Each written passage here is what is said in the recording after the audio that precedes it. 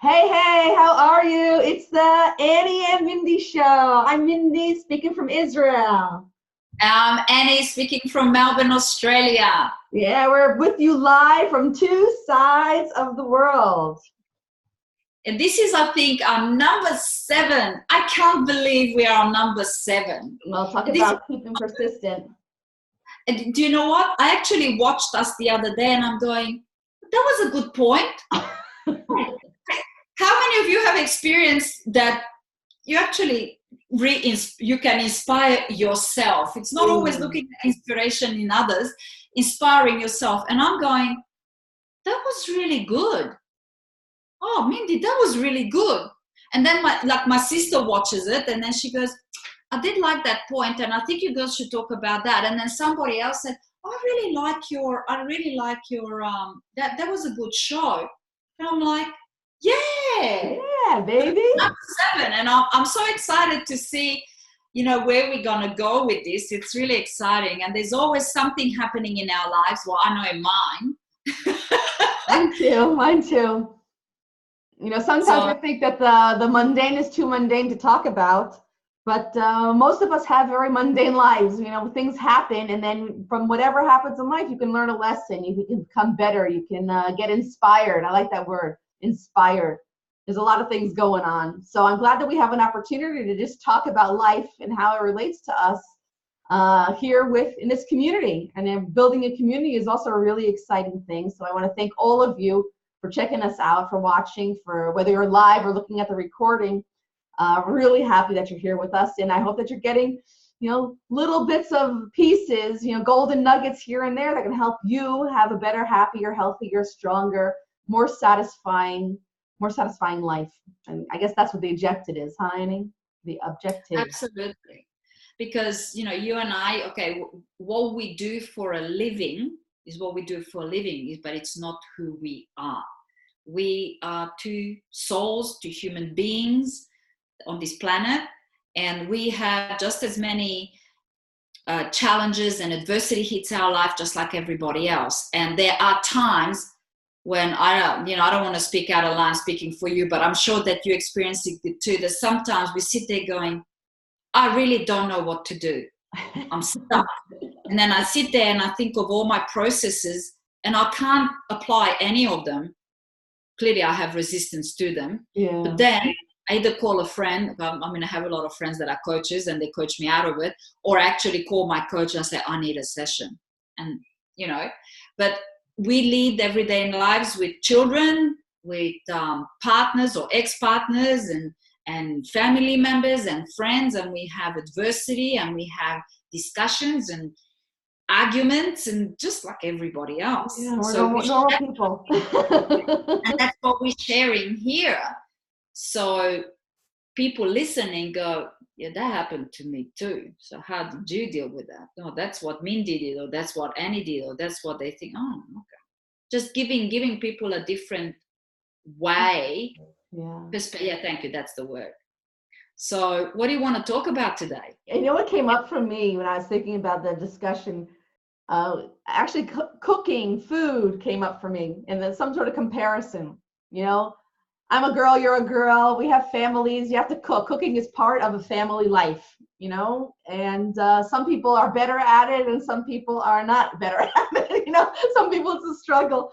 So this week it came up for me really strong, about when I cook for myself versus when I cook for my family, and at what points do I cook for my family. And they're totally different things, totally different priorities, which I would like to change. I think it'd be a good idea to change. For example, I'm a single mom, 2 kids. My kids are not small anymore. My son is my youngest. My baby is 20, and my daughter is 2 years older than me. She's 22. But they're still living at home mostly. Okay? And I have to say mostly because the mostly is what got me thinking about my own behavior. So mostly meaning, my son is in the Army and my daughter has a boyfriend, so he sometimes stays in the Army and he doesn't come home. And my daughter sleeps a lot at her boyfriend's house. So I find myself, I'm not home alone because my mother just moved in with me about 2 months ago, but I'm not responsible for her food. But So I'm finding myself not cooking. You know, I have my mac shake. I have my mac shake in the morning, and maybe sometime during the day I'll take out a yogurt. And if I do have something, I look in the refrigerator and see what's available and make it and stand by the counter. I mean, this, can you relate to this stuff? You know, I don't even sit in a chair. I put it together at the counter and, you know, and eat. And that is mostly how my days go by. What about you? I have to laugh because, you know, I don't know what you call, you know, in the desert, when you got that wind and then you see those things flowing about. Yeah, the tumbleweed.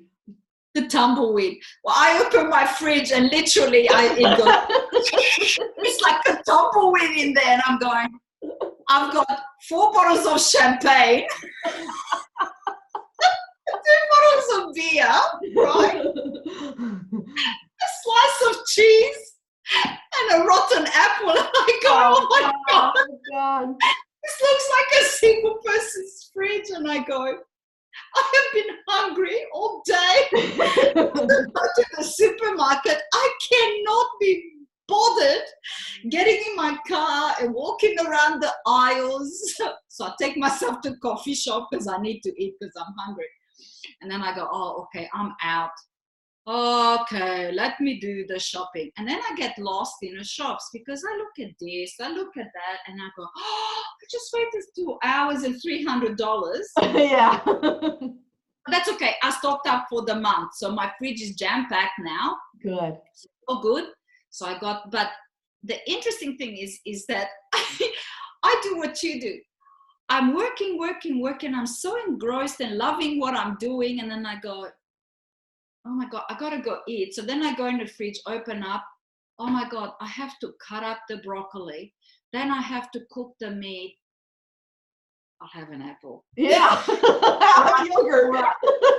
I have a yogurt and I go, I put a handful of nuts in it and I stand at my bench and eat it and I go, should I sit down? Would that be the right thing to do? Does anybody else relate to this? I mean, I definitely do. I mean, that's the story of my life. But the thing is, it's all okay and it's all good. Well, it's not really good because we should, if we want to have energy, we need to sleep well, eat well, and get exercise. I mean, those are the 3 things that anybody in the world needs, including us, because we are human. You know, sleep, eat, and exercise. My gym gear. Yeah. From this but morning. You know, I guess I don't know. I don't know about you. I mean, sleeping, I'm okay. Maybe I'm borderline. Sometimes more, sometimes less. I think, Annie, you get less sleep than I do. Exercise, you know, I really want to exercise, but I do yoga once a week and I try to walk. You know, if I don't walk every day, maybe I walk every other day, maybe every 3rd day. You know, that's my exercise. But food has always been like this big issue. You know, it's been an issue because for me, I don't really care, and I can do it on the way. But then my kids come home. So last night, my son came home. You know, my fridge is pretty empty. Well, it's pretty empty because I had to throw a lot of stuff out because the kids haven't been home all week. And the things that I had made, I didn't eat, or marinated chicken, had to throw it out because I didn't cook it because no one was home and I wasn't going to take the time to cook it. You know, it was too long for me. So anyway, my son comes home last night and he's on the way. Mommy, what are you making for me? I'll be home in about an hour and a half. So my son's coming home. I haven't seen him in 5 days. Oh, okay. So then I start whipping the stuff out.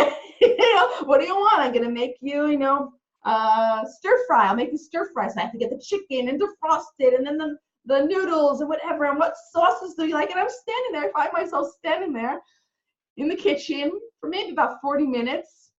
And then you know, there's things that are on timers.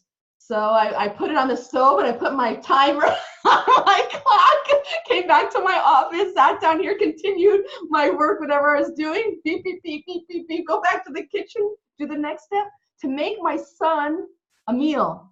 So my son had a meal last night, healthy, you know, and then I did sit with him to do it. I made a little extra chicken for me and I had some salad and actually sat down at the table because my son was there.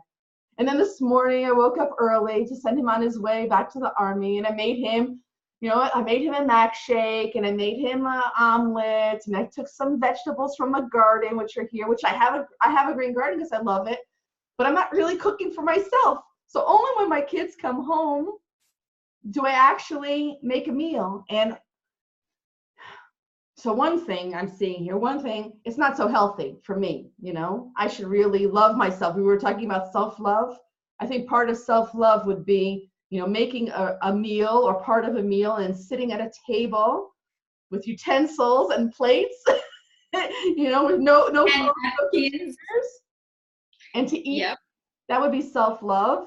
And another thing is what I've noticed, and I don't know how close to this associated this is or isn't. I see that families that have meals together are generally closer. There is some sort of closer knit. I see with my in-laws, they have meals all the time together, and they're not so close in the day. They're not so communicative with one another, sharing things, but they've got this bond that's really nice to see. They're really supportive of one another and there for one another. I see with my sister, my brother-in-law cooks. My sister doesn't cook either. And they had meals every day. And there is this connection in the family, commitment in the family, that I think that, you know, that's one thing that if I had another time, I'd go back and relive my life, I would probably, knowing what I know today, put meals more. You know, being a single mom, it's hard to. My kids ate every day, but I didn't necessarily sit with them to eat. I made them food and straightened up and did whatever I need to do, but I didn't sit with them, and except for like once a week on Fridays. Even today, we have a meal together, which is really important to us. Oh. You know, something as you're talking, I'm going, somehow I got transported back to when I was 23. And I lived in this gorgeous apartment. And I cooked for myself every single day. And I'm not talking just throwing a steak on a barbecue and just some broccoli or something. Elaborate. I used to do cabbage rolls. Yummy. Cabbage rolls, you gotta get the meat and the rice and all the condiments and that. Then you roll them into the cabbage. Then you put it on the fire and you boil it. I make soups. I made roasts. Like every day I cooked. I have not had takeout until I was about 26 or 27 years old. Until I met somebody and then we started doing takeouts. Up until then, I never had takeout. I was healthy. I cooked for myself. I sat down. I ate dinner. It wasn't even a question. So then I kind of wonder, you know, along the way, what happens along the way when, or I don't know whether it's this world of ours now where everything is fast and we eat on a run. Nobody really sits down to eat together. But then, why do we love the social life? Why do we love going out and eating at restaurants and want to have a coffee? Everybody loves having coffees, whether they have coffee or tea, and then they have a bite to eat, and then they have a cake, and then they have, it's such a social environment, and it brings people close together. And one of the things when I came to Australia, because in Romania, we couldn't afford the luxury of going out to a restaurant back in those days. Like now it's all happening in Romania, but not back then in the 1980s, right? And I just remember the joy I used to feel sitting there and walking past restaurants and watching people inside eat and laugh and drink. And I thought, that's so much fun. This is so much fun. And I like doing it, and even to this day. Restaurants are full, especially when the weather gets better. All the beer gardens are full. And it's so interesting, this thing here. Yeah. Everybody is constantly wanting to be connected, and they can't even, you know, we can't even go to the toilet without this in our hand, in case we miss out. And what are we searching for? We are searching for connection to another human being. But what's happening? We're not connecting human to human. Right. We're not connected to the people right in front of us. And how many times have you seen pictures of even, I don't know, kids or youth with their phones in their hands with their friends? Like my son also, his friends come over and I can see them, my son and each one of his friends with the phone in his hand looking at it. I said, whoa, what's going on here? I mean, talk to one another, do something. Why did you come over? You put your phones down and play a game, talk, go outside, play soccer, play football, do something. What are you sitting here with your phones? And you go to a restaurant also, and you're a relationship architect. Man and woman go out to eat because they need sustenance, right? They need sustenance because some people are like me and find it difficult to find a routine to cook a meal at home.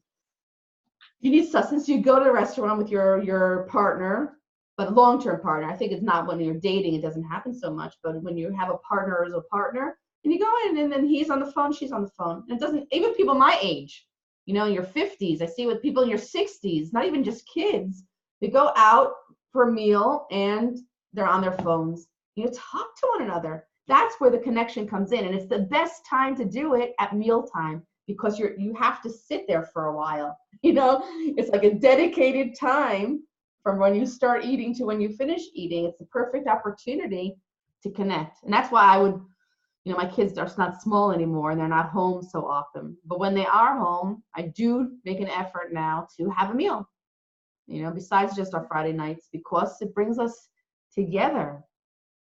Yeah, it's important. Let me tell you about relationships. Whether they've been together for a long period of time or whether they're dating, I saw a young couple. They were SMSing each other because they were laughing, but they were SMSing each other at the table. And they were alone? Just the two of them. That's so weird. They were sending each other messages. I don't know whether that was a joke or they didn't know how to speak to each other. And I just sat there going, do you know, I make it a rule now. If I go anywhere with somebody, I'm putting my phone in the bag, right? And I've got friends, or people I know that I go out with and their phones are on the table and their phone constantly ring because everybody's constantly connecting, right? Or the ping goes off and then, I got a Facebook message. Oh, look at that. Oh, somebody loves my story. Oh, let me see. Right, hang on. Where is it? Yeah, there it is. Oh, and who has liked my story? And I sit there and I go. So I'm in the middle of a conversation telling a story or something, and then I stop. Yeah, I'm listening. And I keep going. I'm listening. That's so yucky. It also gives a bad feeling. It's just a bad feeling altogether. No one's paying attention to you the way you can. And who could focus for more than 3 seconds on a conversation? It's really a sad commentary about society. There's no significance. And, we look at the 6 human needs, that we learned from Tony Robbins, right? And one of them is significance. Now, the thing is, you got to find your own significance, and that's okay. But there's also significance that you get from another human being, right? It's just natural. Sure. In relationships to appreciate, want, and get significance from somebody else. Otherwise, we wouldn't have been created, whether through God or the monkeys or whatever you want to, look at, right? We've been created to be together, to be attracted to each other, to another human being, and you want to have that connection and relationship. So significance comes from another also, from yourself. You don't want somebody to tell you that you are worthy. You got to find that in yourself. But when somebody gives you a compliment, it's great. But when you do this, that person doesn't mean anything to you. Sure. Because you're too busy looking at your phone. And I really have an issue with that. Yeah. And I've been guilty of it too. But when I had my realization, because I started to see somebody doing it to me, and I go, well, I've done it too. So it's like, phones away.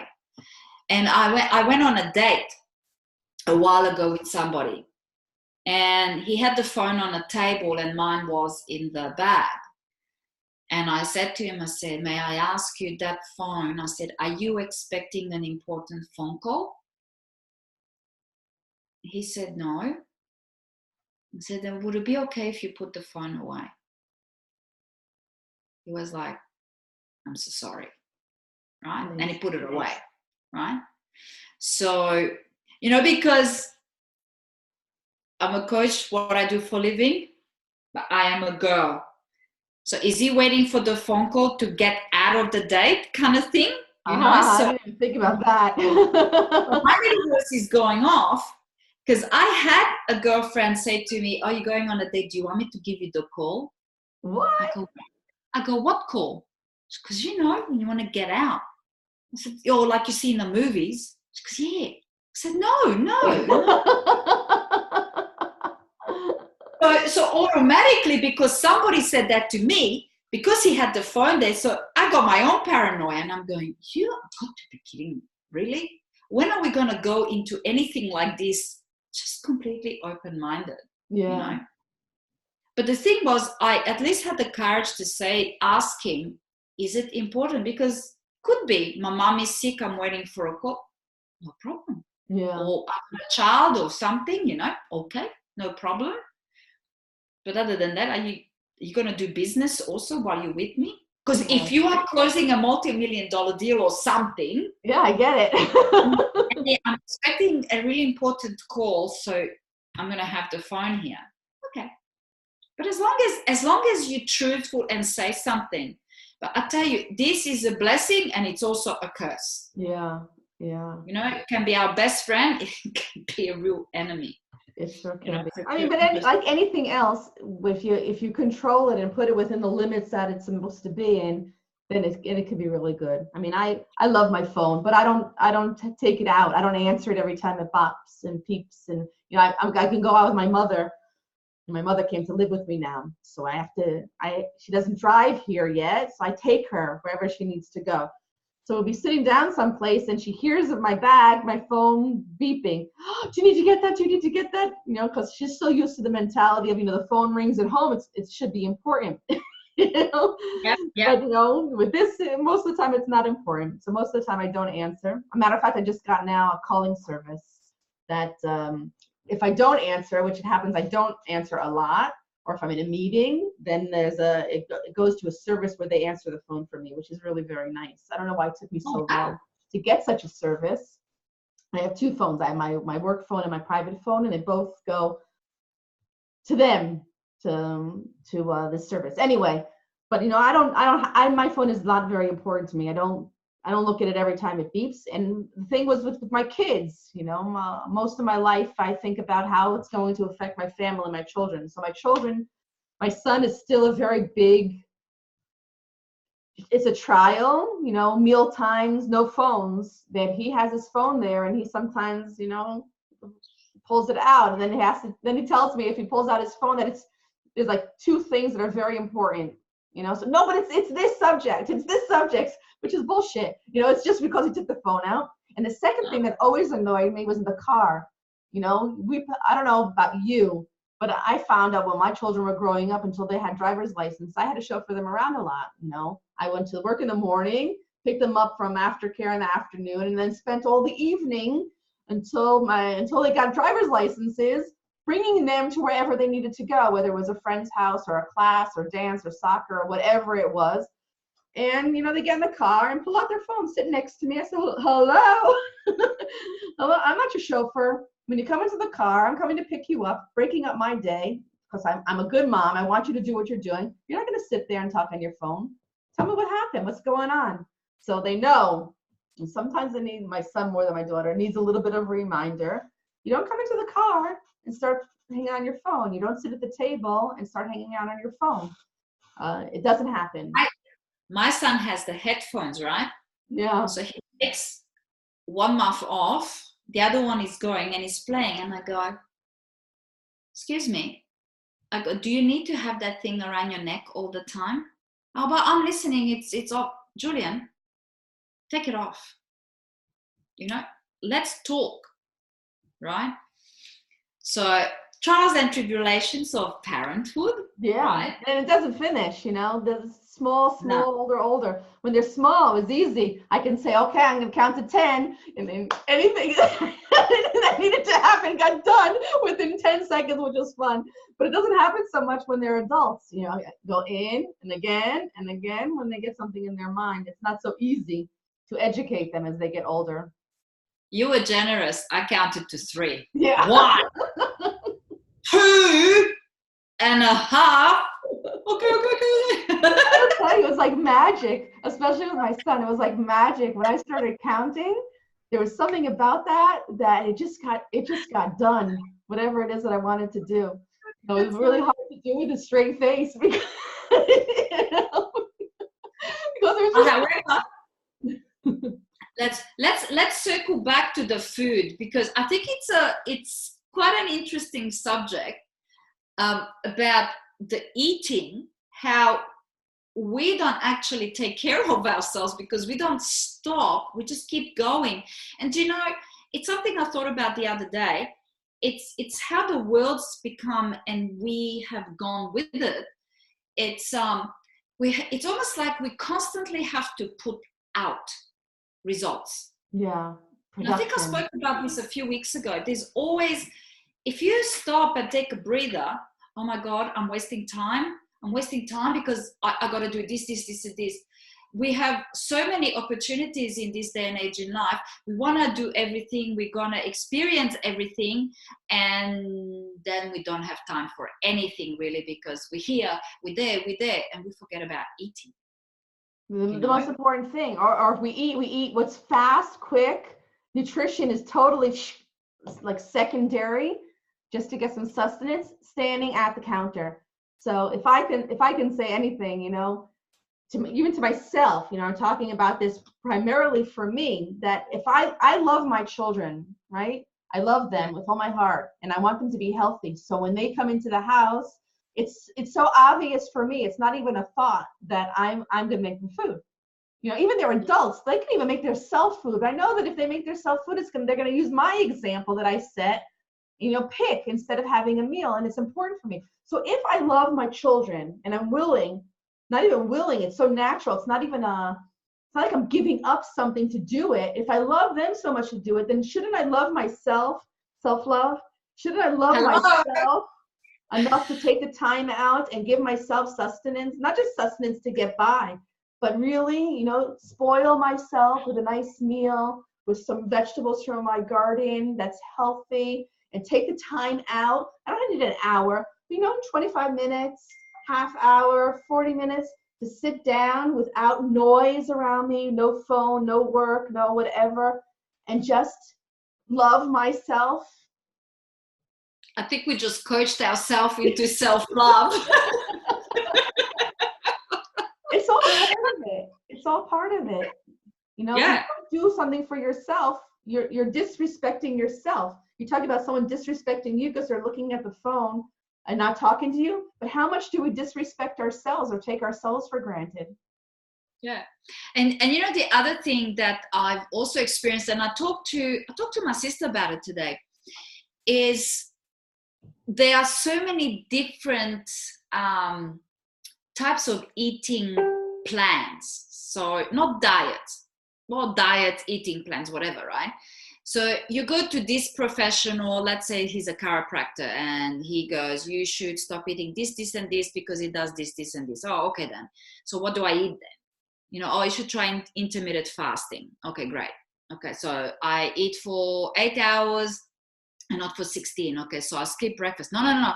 Have breakfast and have lunch and stop eating after 5 o'clock or something like that. Psychologically, I can't comprehend that, to go through the whole evening with no food, right? But that's okay. I can create my own hours as long as it's the 16-8. Yeah. Right? Then, we were training with Max. So then you've got the 3-2 eating plan. So you got the Max shake, the meat, the vegetables. Okay. You're eating too much meat and it's doing this to your body. Oh, okay. So slow that one down. Mm-hmm. Then you go, okay, so have chicken. Don't have chicken because you have menopause, and you need to be careful with all the hormones, right? So then you have You know, you go, okay, so now I need to do different chicken. Okay, can I eat fish? Yeah, you can eat fish, but you know, eat salmon and this and that.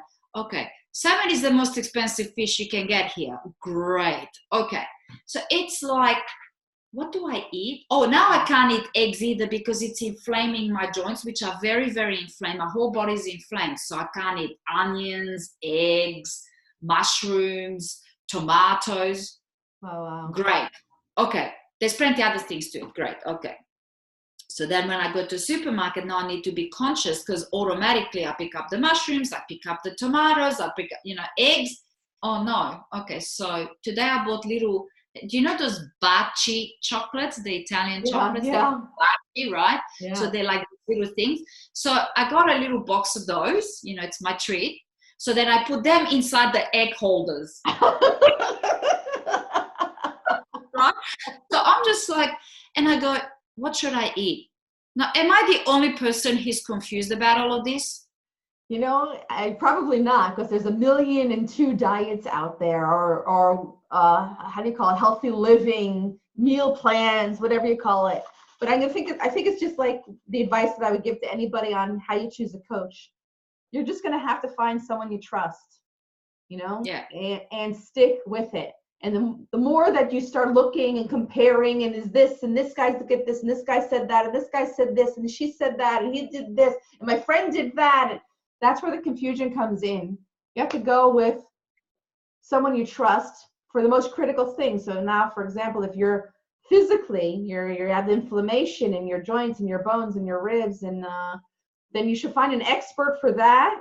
And whatever diet he tells you to do is for now. Well, do you know, out of everything that I've ever done, right? Well, actually, I never really dieted per se because I can't eat cardboard, you know, those crackers. It's not my thing, right? But, you know, watching as I got older what I eat, I can tell you that the 3-2 eating plan is the one that really worked for me. Yeah. And I lost 20 kilos or 44 pounds and it was melting off me. But I had to be mentally so disciplined, but it became my way of life. And I really enjoyed the food. And people used to say, oh, I can't eat that. You know, you have no salt. And it's but I got the taste of the real food. Yeah, I thought it was delicious. But also that you have to cook. You know, you have to cook. So when I was planning on preparing for climbing Kilimanjaro, it wasn't a problem because I had a goal. It was part of my goal. But, you know, to stick with it, I stick with it. I stick with it when I cook. You know what happened? I was eating the 3-2 eating plan, and I don't mind because it's actually easier to throw a piece of meat in a pan, right, and then quickly cut up like a head of broccoli, and then just put some lemon or whatever over it. And it's actually done in like about 10-15 minutes. Yeah. Whereas if you do the sauces and you cook this and that, it's the whole thing. So it became easier. But then when we went to Kilimanjaro and there was all these pastas and bread and all of this peanut butter.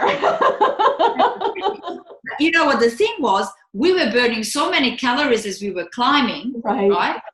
I come back home and I go, well, I'm going to have pasta and I'm going to have this. Before I knew, but I wasn't doing the same kind of exercise, even though I was exercising. And next thing I know, and I go, oh, hang on. I haven't been eating the foods that really worked for my body, right? So it's so funny. And then, of course, menopause kicks in. So that just puts a whole twist into things and everything widens and thickens. And then you go, really?